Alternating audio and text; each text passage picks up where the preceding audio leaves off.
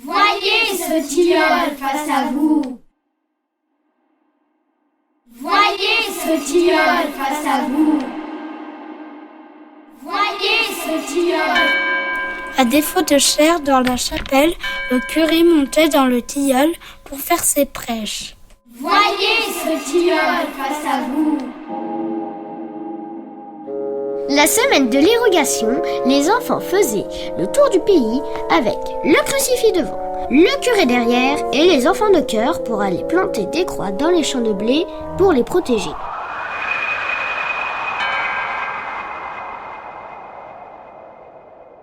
On faisait le catéchisme dans la chapelle, mais l'hiver, il faisait nuit à 5 heures.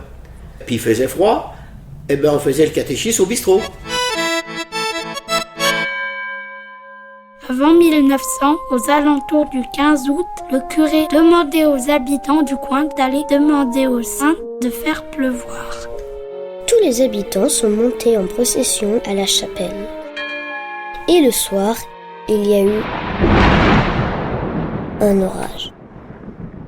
Le cimetière de Cessieux, qui était au bord de la nationale, a traversé la route tellement l'orage était puissant.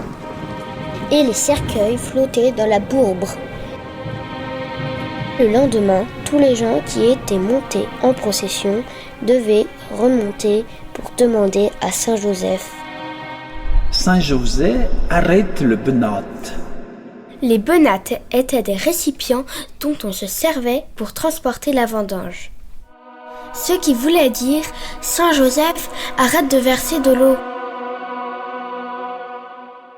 Ça, c'était Au siècle dernier.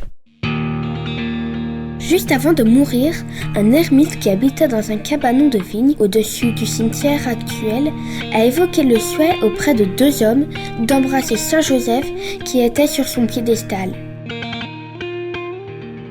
Soucieux d'apporter leur aide, ils se rendirent à la chapelle mais ne parvinrent pas à déplacer Saint Joseph.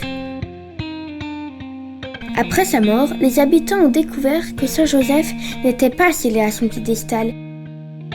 Mythe ou réalité, Saint Joseph ne voulait pas être déplacé ?